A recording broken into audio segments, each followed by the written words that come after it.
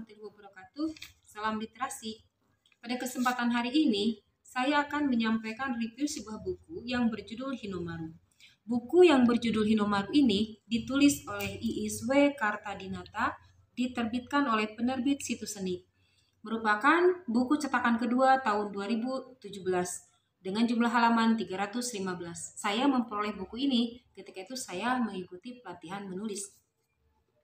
Buku Hinomaru ini mengisahkan tentang seorang Jugun Ianpu atau wanita penghibur. Dalam kisah ini, tokoh bernama Halisa adalah gadis yang paling cantik dari kampung Mumunggang, Desa Ciwidey. Halisa banyak yang menyukainya, diantaranya karena anak seorang mandor. Ia ingin melamar Halisa, tapi Halisa masih ingin bersekolah. Halisa mempunyai teman yang bernama Atikah. Atikah mempunyai 2 orang kakak yang bernama Teh Elis, sudah berkeluarga dan tinggal di Sinumbra, dan yang kedua Agus yang masih bersekolah di HBS.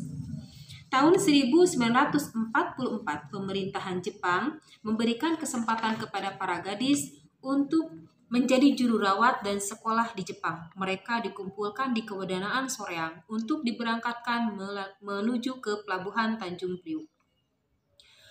Halisa dengan Atikah pun ikut serta di dalamnya. Di pelabuhan Tanjung Priuk itu ternyata Halisa terpisah. Mereka dikirim dengan kapal yang berbeda. Sebenarnya para gadis itu bukan untuk disekolahkan ke Jepang, melainkan mereka akan dikirim ke penampungan. Halisa akan menuju ke penampungan yang terdapat di Telawang, pedalaman Kalimantan, sedangkan Atikah menuju ke penampungan Pulau Buruk. Setelah mereka sampai di tempat tujuan, mereka diperiksa kesehatannya. Setelah itu mereka digiring untuk masuk ke bilik masing-masing. Halisa mendapatkan bilik nomor 1 dan diberi panggilan Rika, artinya gadis cantik. Hari-hari yang dijalani di penampungan tersebut sungguh mengerikan, karena dia harus melayani nafsu seksual tentara Jepang. Dalam satu malam, kadang dia melayani 3 bahkan lebih laki-laki yang masuk ke biliknya. Halisa ingin bunuh diri sampai akhirnya dia mengerat pergelangan tangannya, tapi berhasil diselamatkan. Halisa benci, Halisa marah kepada serdadu Jepang tersebut karena dia telah merusak kehidupannya. Satu malam ketika ada serdadu Jepang yang menggaulinya dan tidur di biliknya, dia merobek selangkangan serdadu Jepang tersebut dengan pisau. Buntut dari kejadian itu, Halisa akan diberikan hukum gantung. Takeda, salah seorang serdadu Jepang yang mencintai Halisa, segera membawa lari Halisa dari tempat itu.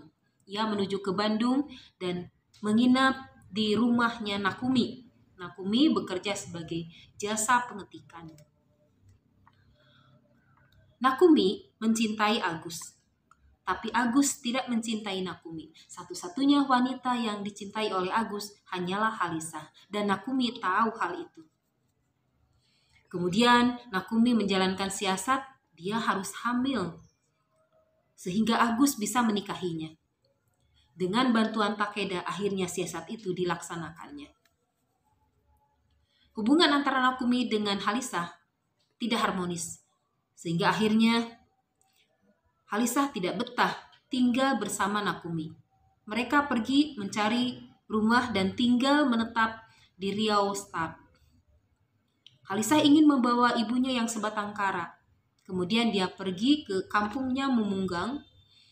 Di perjalanan dia bertemu dengan Ujang, kusir Delman, yang memberitahukan bahwa ibunya sudah tinggal bersama Pak Soma.